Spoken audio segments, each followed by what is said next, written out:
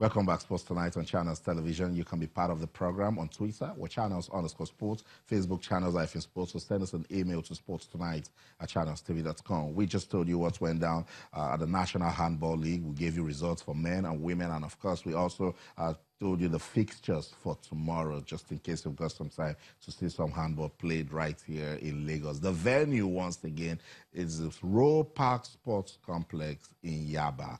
Let's talk some basketball now, while we're hoping to have Sarah Ogoke to join us from our base in Spain, so we can continue celebrating the D Tigers for what they did at the World Cup in Spain. But let's go to Kano and talk about the Nigeria Premier Basketball League. Final 8 is being played right there. And yesterday we gave you some results. Let's give you day 2 results from the Final 8. Oops and Reed bounced back to beat Bauchi Nets 75-60. Gombe Bulls 90. Customs 73. Kano Pillars 98. Anambra Flames 68. While Kwara Falcons defeated Aib Giants 84-76. So we'll continue to monitor that one. But we'll stay with basketball now. Talk about what the D Tigers did at the 2018 FIBA Women's Basketball World Cup right there in Spain. Sarah Ogoke, she is based in Spain, yes, because she plays a basketball there. So she's still chilling. Let's go to Spain and join Sarah Ogoke. Sarah has been with the team. Sarah, it's good to have you on Sports Tonight. Hi, everybody. Happy to be here. Okay. What a story, inspiring story the D Tigers told us at the World Cup. What sort of experience was it for you, Sarah? Oh, well, the experience was wonderful. You know, this is my first World Cup. We won Afrobasket last year. We got the gold medal. Great experience. And I think we made a lot of uproar back home in the country, so I was happy to be a part of that. You're part of the team. Sarah, at what point did the belief come? Was it after the team lost the first match to Australia? Oh, well, to be honest with you, from the beginning, from that training, the moment that I knew that our federation was going to give us a solid 2 months preparation, that's when I started getting real clear confidence in our program that we'll be prepared enough to, do what we need to do. And going into the competition, we weren't expecting just to try to pick up a few wins.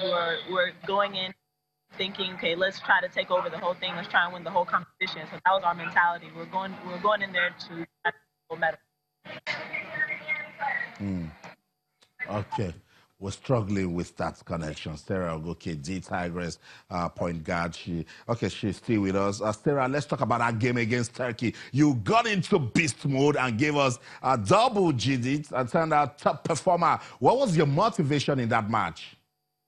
Oh, I just wanted to win, to be honest with you. I just wanted to win because after we lost against Australia, I knew that it was basically a do-or-die situation against Turkey.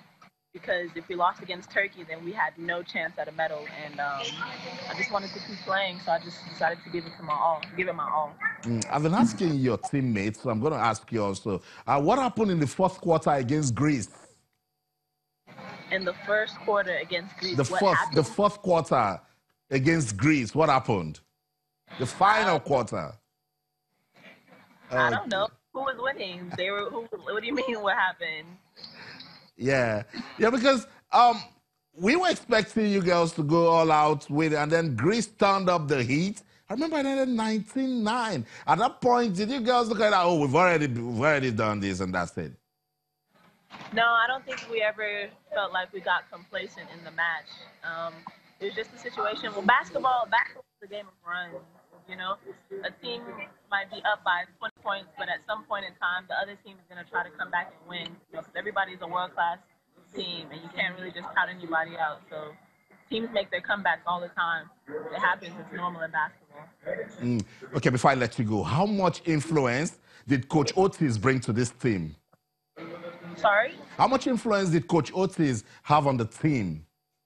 Yeah, he had a huge influence. You know, he's our head coach. He made all the decisions as far as preparing us for our games, and he was a great influence. You know, I was happy to have him.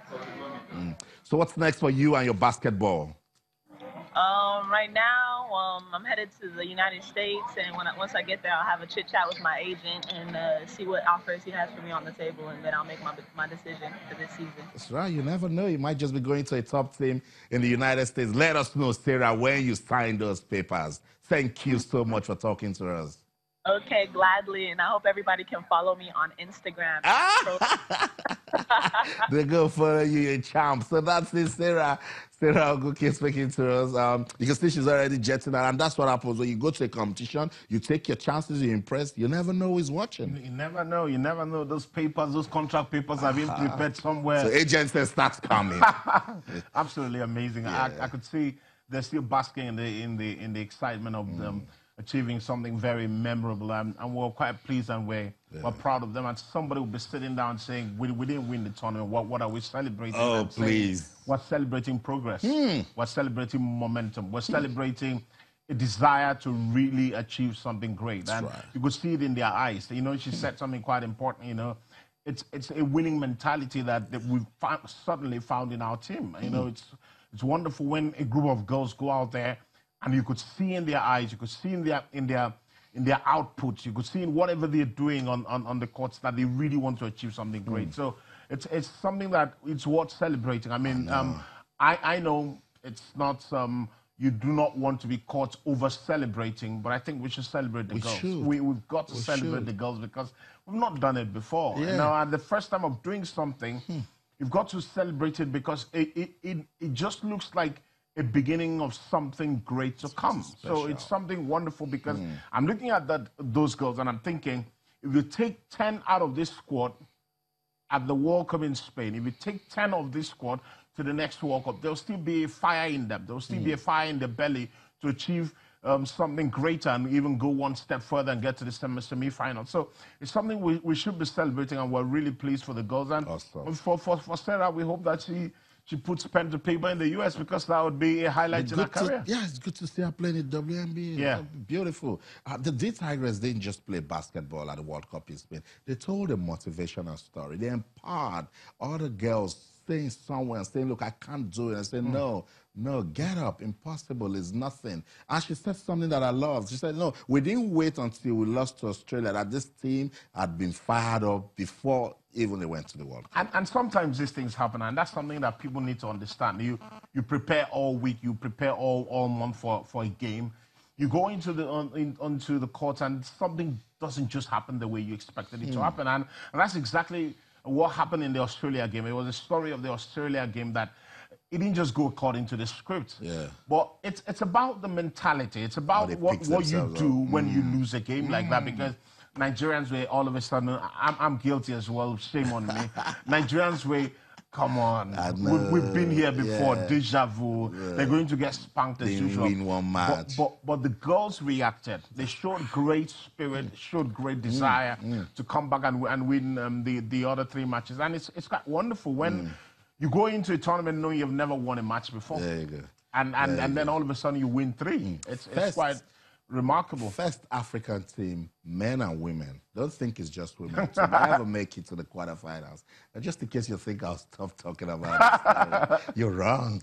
We'll continue to talk about it so that I will see the need to consolidate, because this is something special that's already happening to women's basketball in the country. Let's keep celebrating the D-Tigress. I don't mind. Send a message on Twitter channels, _sports, Facebook channels, Sports. Let's get on with the show now. If you can remember, at the start of the program, during my introduction, I didn't talk about Aimba. Let's talk about the CAF Confederation Cup. Aimba played Raja Casablanca today at the stadium in Aba and in Yobong for this sort of match, for the momentum that you've built, for the money.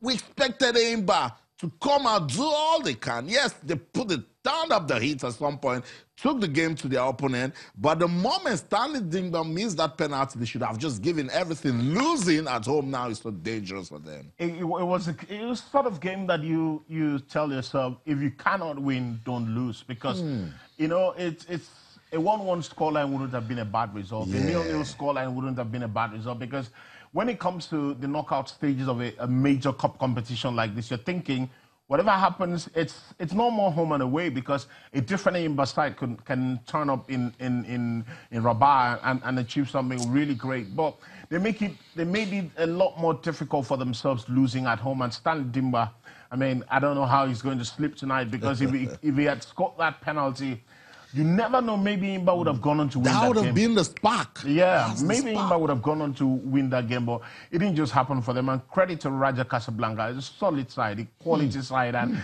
an experienced side. And that's what we talk about our MPFL side. We've got to find a way to be at this level year in, year out. Because next year, Austin, I can promise you, without being a soothsayer, that Raja Casablanca will be back on the continent. Next year, I can promise you that the USMA Orjas will be back on the continent. And that's what sets the Northern African side away from the rest of the African side, because year in, year out, you see the same sort of names on the continent. You know, they have a very veritable top 4, top 5, if you like. Competing well. Every Getting to the quarterfinals, semifinals. Every year, you would see the same names. Esperance are in the Champions League semifinals. You would see the same names. Northern African sides have really been a benchmark for the rest of the African side. But for Imba, I don't think it's all doom and gloom. I think Imba can put up a performance away from home. But I don't know how they are going to do it. They need to find a way and get funneled up back in that side. I think that Imba lacked that creativity that Fonodo brings. When he gets on the ball, his ability to run at defenders and sparkle. It's something that I'm sure the manager would find a way, but it does look like it's end of the road for them. It looks so, but with football.